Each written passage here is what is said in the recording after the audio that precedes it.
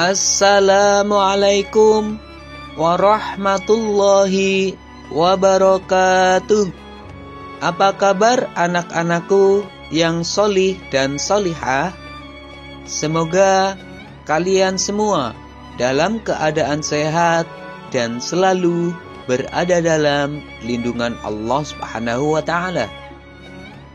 Sebelum kita mulai pembelajaran, terlebih dahulu marilah kita berdoa kepada Allah Subhanahu wa Ta'ala.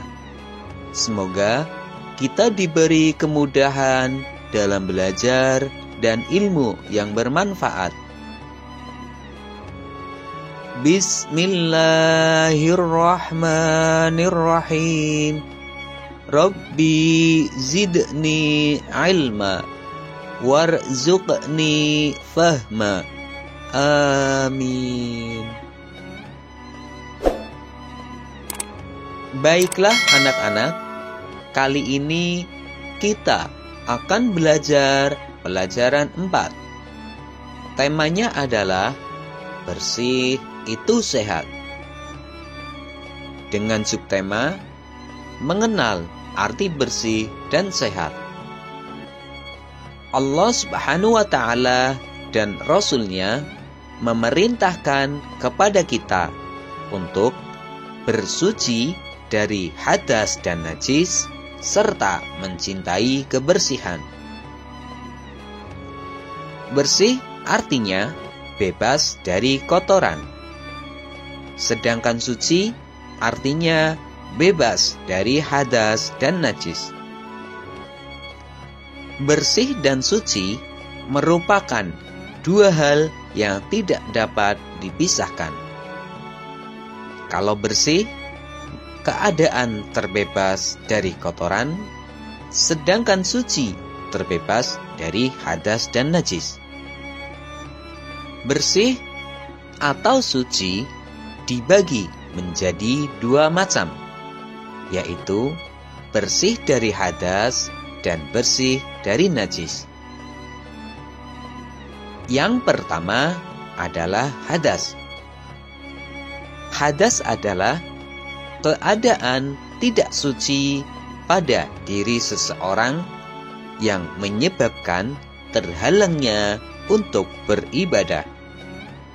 Artinya, jika kita terkena hadas, maka kita tidak boleh melakukan suatu ibadah hingga keadaan kita suci. Hadas terbagi atas dua macam, yaitu hadas kecil dan hadas besar. Hadas kecil adalah segala sesuatu yang membatalkan wudu. Adapun hal-hal yang membatalkan wudu adalah sebagai berikut. Keluarnya sesuatu dari kubul atau dubur. Jadi, apapun yang keluar dari anggota tubuh, baik itu benda cair, benda padat, ataupun gas, itu semua termasuk hadas kecil. Seperti buang angin, buang air kecil, dan buang air besar. Selanjutnya adalah hilang akal. Hilang akal yaitu kondisi atau keadaan seseorang yang sedang tidak sadar, baik itu karena tidur, mabuk, ataupun pingsan. Kemudian bersentuhnya kulit antara laki-laki dan perempuan, yaitu apabila kulit kita bersentuhan antara laki-laki dan perempuan yang bukan muhrim, maka kita terkena hadas kecil. Selanjutnya, menyentuh kemaluan, yaitu baik disengaja ataupun tidak disengaja. Dengan demikian, jika kita mengalami salah satu yang di atas, maka kita terkena hadas kecil. Dan cara mensucikannya adalah dengan berwudu. Selanjutnya adalah hadas besar. Hadas besar adalah segala sesuatu yang mewajibkan seseorang untuk melakukan mandi wajib atau mandi besar. Adapun hal-hal yang menyebabkan hadas besar adalah sebagai berikut. 1. Keluarnya air mani, yaitu bagi laki-laki, baik itu disengaja ataupun tidak sengaja. Yang kedua adalah jima', yaitu hubungan antara suami dan istri. Yang ketiga adalah haid atau datang bulan, yaitu bagi perempuan dan biasanya terjadi dalam 1 bulan sekali. Yang keempat adalah nifas, yaitu darah yang keluar setelah melahirkan. Yang kelima, meninggal dunia, yaitu orang yang meninggal dunia maka wajib dimandikan. Siapa yang memandikan? Yang memandikan adalah orang yang masih hidup. Dengan demikian, jika kita mengalami salah satu yang di atas, maka kita terkena hadas besar. Cara mensucikannya adalah dengan mandi besar atau mandi wajib. Yang kedua adalah najis. Najis merupakan salah satu hal yang bisa membatalkan ibadah seorang muslim. Adapun macam-macam najis dan cara mensucikannya adalah sebagai berikut. Yang pertama, najis mukhafafah. Najis mukhafafah disebut juga dengan najis ringan. Contohnya adalah air kencing bayi laki-laki yang berusia di bawah 2 tahun yang belum makan kecuali air susu ibu. Cara mensucikannya adalah dengan memercikan air sekali percikan saja kepada bagian yang terkena najis. Meskipun masih terdapat bekas najis yang melekat, akan tetapi najis tersebut sudah dianggap bersih atau suci. Yang kedua, najis mutawassithah. Najis mutawassithah disebut juga dengan najis sedang. Contohnya, kotoran manusia, kotoran hewan, darah, nanah, dan bangkai, kecuali bangkai ikan dan belalang, serta manusia.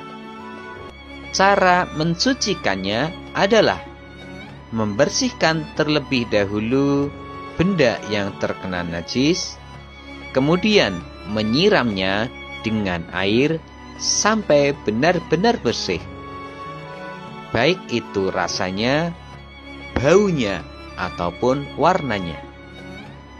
Najis mutawassithah terbagi atas 2 macam, yaitu najis hukmiyah dan najis ainiyah.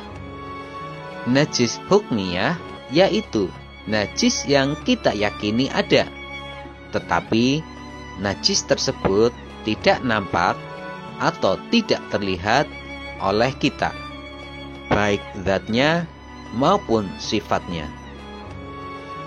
Misalnya, air kencing yang sudah kering, sehingga sifatnya telah hilang.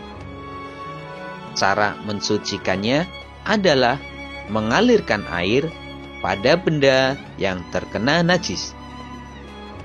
Selanjutnya, najis ainiyah, yaitu najis yang masih ada zatnya dan sifatnya, baik itu rasanya, baunya, atau warnanya. Cara mensucikannya adalah membuang kotoran atau najis tersebut, kemudian mengalirkan air pada benda yang terkena najis. Yang ketiga, najis mughaladah. Najis mughaladah disebut juga najis berat.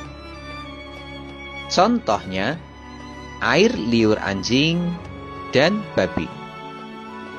Cara mensucikannya adalah membasuh dengan air sebanyak 7 kali dan salah satunya dicampur dengan tanah atau debu. Anak-anak, sebagai umat Islam, kita harus senantiasa bersuci sebelum beribadah kepada Allah Subhanahu wa Ta'ala. Yang pertama adalah bersih badan. Badan kita harus suci dan bersih, yaitu dengan cara mandi dan berwudu. Yang kedua, bersih pakaian. Pakaian yang kita gunakan untuk sholat juga harus suci dan bersih. Selanjutnya, bersih tempat. Tempat yang digunakan untuk sholat juga harus suci dan bersih.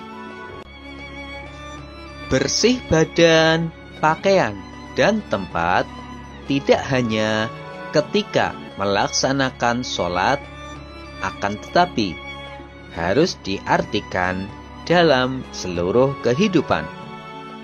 Di luar sholat pun, badan kita juga harus bersih. Bersih badan artinya terbebas dari kotoran dan najis. Bersih badan dapat kita lakukan dengan cara mandi, berwudu, memotong kuku, gosok gigi, dan lain sebagainya. Kemudian, bersih pakaian.